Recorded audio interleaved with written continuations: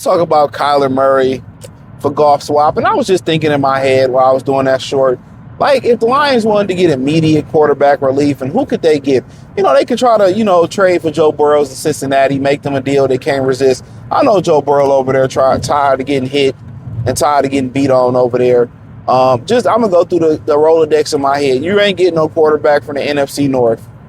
You go to the South, Baker ain't going nowhere. The Saints ain't got really much going on. The Panthers got Bryce for now, Michael Penix Jr., Kirk Cousins and Jared Goff, same guy. Remember that song by Usher and R. Kelly, same girl? It's the same one. You go to the NFC East. I mean, Jackson Dart ain't going nowhere. You want Russ, you want Jameson? No. Or Jameson Winston? No. Dallas, they ain't going to get Dak.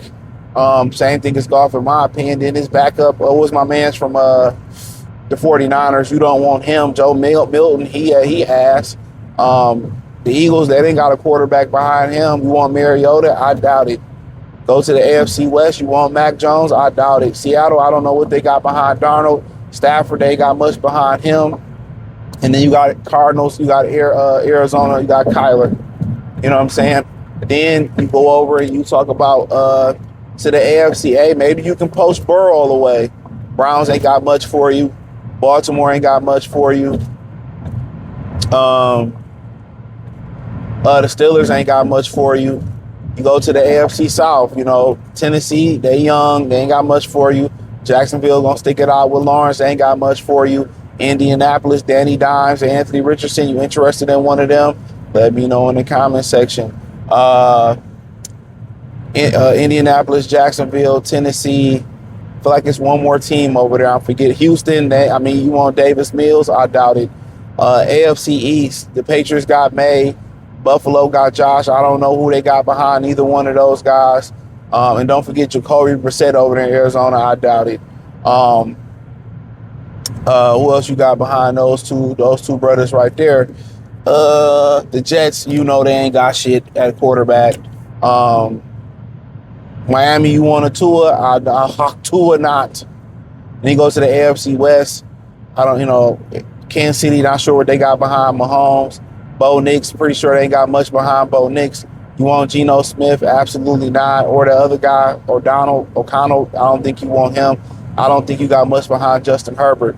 So realistically, you don't want Geno Smith. Realistically, I think Kyler Murray, I think he would need a guy like Dan Campbell to really bring structure and discipline and lead this team. I mean, you got to understand, he is considered by many as the greatest high school player to ever play in Texas, and it's been a lot of good ones.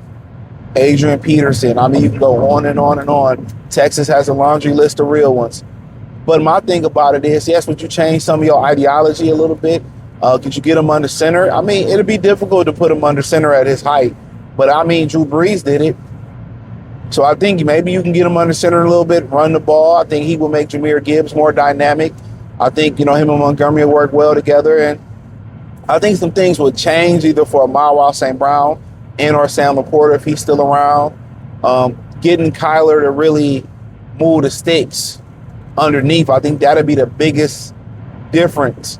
If you can get him to go through them reads like Jared Goff just a little bit, and I think it'll be a good transition because Laporta is very, possession-friendly receiver. Amon-Ra, I think it's just something that he really ain't never had, a guy that can really move the chains. And he really can hit over the middle and outside the hashes. And then you're talking about the arm, his ability to throw the ball on the move, on the boot, on the edge. You can move the pocket. He wouldn't have to do a lot of running early in these seasons, but his arm is dynamic. My number one concern with him is his immaturity. His immaturity is my number one concern.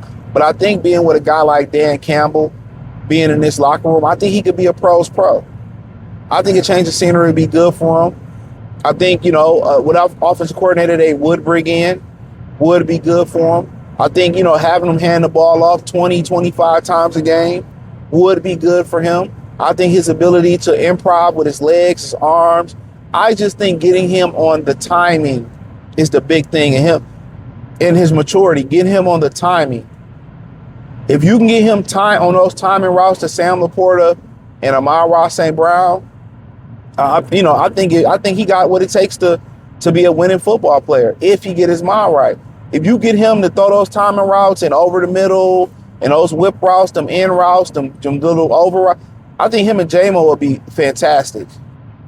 Him and Isaac, I just got a Tesla. I think they would be fantastic.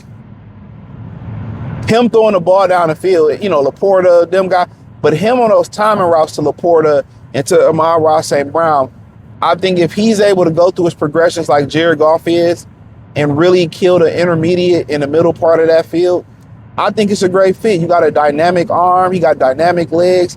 Maturity is my number one thing. And I think the Lions keep him healthy with Jahmyr Gibbs and David Montgomery and Laporta and Amon-Ra St. Brown by running the ball and getting the ball out of his hands pretty high. To me, of course, he's a more physically talented quarterback, but Jared Goff he's better at quarterback through progressions, right?